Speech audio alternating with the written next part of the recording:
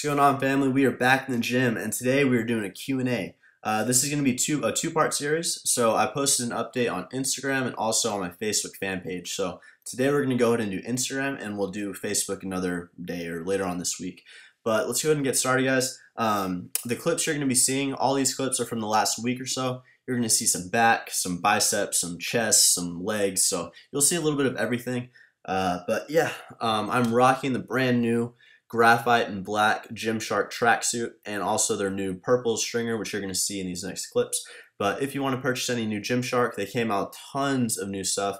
Links in the description box, and then use Guzman 10, save yourself some money. And let's get started, guys. So like I said, today's Instagram. Got my phone in hand, and we are going to kind of wing it. First question, how do you bring up lagging arms? Number one, increase your volume. So if you're only doing 2 exercises for arms, maybe add a couple extra sets, add a couple different exercises, increase the amount of exercises you're doing. And option 2 would be to give arms its own specific day. There's nothing wrong with that. If your goal is to grow your arms, then grow your arms. You know, do maybe what I did for the longest time when I was bulking up was my priority was to grow my calves and to grow my arms. So I did calves about 4 to 5 times a week, and my arms I did push, pull, leg, arm, off. So I did a little bit of tricep on push day, a little bicep on pull day, legs, and then a full arm day. So I had the frequency in there and the volume. So try that out, guys. And lastly, you got to be in a caloric surplus. No questions, asked. You have to be in a caloric surplus to grow unless you're an absolute beginner. So those are my tips. Let's see. Next question. Sorry, guys, I'm kind of reading through these.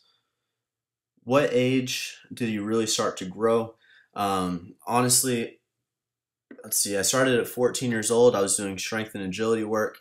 I did that till I was about 17 and a half, and then I started working out on my own and, doing more bicep curls and trying to change my physique as opposed to just getting strong and athletic. So I would say at about 17 when I started really, doing my research, training on my own, doing more isolation exercises and going a little bit higher rep as opposed to, the 3 to 5 rep range. So 17 and a half, that's when I hit my growth spurt, I guess. Not height-wise, but as far as like muscle goes. And yeah, that answers that. Exercises for building the lateral head of the tricep. Any kind of push down is really going to, I guess, give more attention to that lateral head. The lateral head is if you're, flexing, it's that little horseshoe. So it looks awesome. I like to always at least do one kind of push down when I'm doing triceps. And next question. This is a good one. Does having thicker abs make you look more shredded? Okay, so when you think thick abs, since we're all on YouTube here, I want you guys to think of Chris Jones from Physiques to Greatness.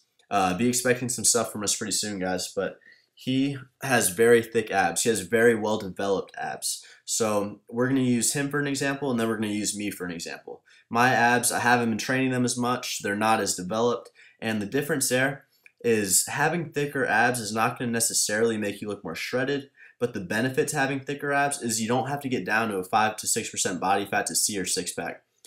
If your abs are more developed, if they pop out a little bit more, they're going to be more visible. You're going to be able to see them quicker. So meaning if Chris Jones were, he's getting lean pretty soon, he'll be able to see his abs when he hits 8 to 9% body fat. Whereas to me, at 8 or 9% body fat, yeah, you can kind of see my abs, but you really don't see that full six-pack until I'm a 5 to 6% body fat. So that comes with development.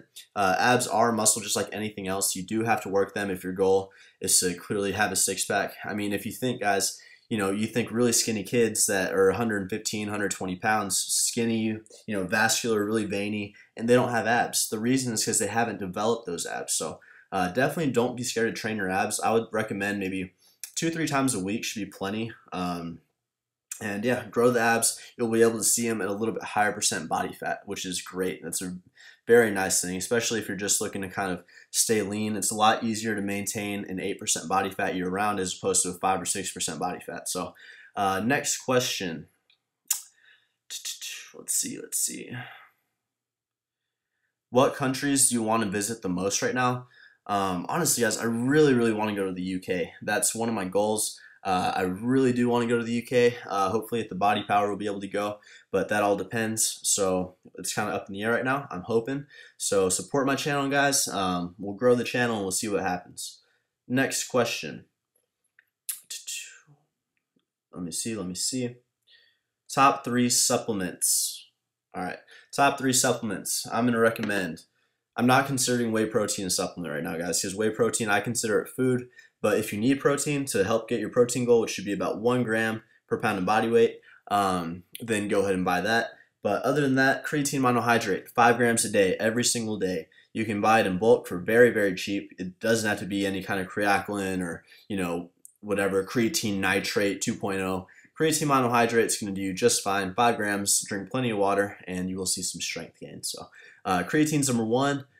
Other than that, guys, I guess a pre-workout, any of your choice. Cellucor C4 is my all-time favorite. EHP Labs, Buzz is really good. Yeah, a lot of pre-workouts to choose from. So if you want to buy Cellucor, I like the taste, really, really good. It's my favorite taste. See Guzman your discount code on cellucor.com. Icy Blue Raz is my favorite. But yeah, so creatine, pre-workout, just going to help you have more energy in the gym. And that's not going to necessarily, a pre-workout's not going to get you bigger or allow you to put on more muscle. But if you have more energy in the gym, you perform better in the gym, your nutrition is right, you probably will build some more muscle. So that's kind of how it works. But third would just be, I guess, some multivitamins, some fish oil. That's what I would recommend. And those are the top 3 I would recommend. So next question, let me see. Can you burn fat and build muscle at the same time? You can burn fat and build some muscle if you're a beginner. So if you're new to the gym and you're in a caloric deficit, you will build some muscle. I would say for the first 1.5 years, even 2 years. And honestly, guys, I know this goes against the contrary belief, but I've been dieting for, like I said in the previous video, 24 out of the last 28 weeks. And without a doubt, guys, I've seen some growth in my upper back. I know my traps have grown a lot. I've been doing a lot of rack pulls and throughout the summer and everything, and I can definitely tell growth in my traps, even though I've been in a caloric deficit. So I would even say it's possible. Obviously, it's not going to be optimal progress. You're not going to see the most gains you could if you're in a caloric deficit. But if you're taking in protein, I definitely think it is possible, even a little bit later on. But primarily, you're only going to see muscle gain while shedding fat in your first year and a half of training. So, second, oh man, there's a funny one. I'm not going to answer. That's not appropriate on YouTube. But next one, let's see. How many calories do you eat for a day? Currently, guys, I'm not trying to be super lean. I'm not going to lie to you guys and say I'm only trying to gain 1 pound to 1.5 pounds a month. Just I'm trying to enjoy myself a little bit. Like I said, I've been dieting so much that I'm around 3,500, I would say, to 4,000 a day. Trying to keep the fats to a minimum, having pretty high carb. Protein's right around 1 to 1.2 grams per pound of body weight. And yeah, next question. Is form or weight more important when you're just starting lifting? Form is everything, guys. Even if it takes weeks and weeks to perfect form, with really light weight, I would recommend that over using heavier weight and trying to get your, that's an easy way to snap some stuff up. Next question. Opinion on keto diet, which is all that means, guys, is you don't eat, I guess, anything that comes from that's processed. You only eat like natural stuff that comes from the earth or whatever. Pretty much it will work. It's a great way to lose weight initially, but the thing is, it's not sustainable.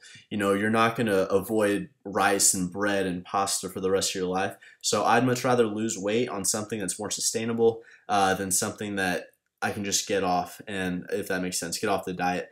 Another thing about keto is usually the fat intake is extremely high and the protein is ridiculously high, which is not really necessary to drop weight. So I would personally just rather have some carbs in my diet. So that's going to conclude this episode, guys. I hope you all enjoyed it. Stay tuned for a second Q&A. And yeah, be sure to subscribe. Email me at christianguzmanfitness@yahoo.com if you want to hire me as your online personal trainer. I guarantee your results or your money back, and I offer meal plans, workout plans, macro coaching, and a 1-year VIP training package. So thanks, guys. Subscribe, and I will talk to you all soon.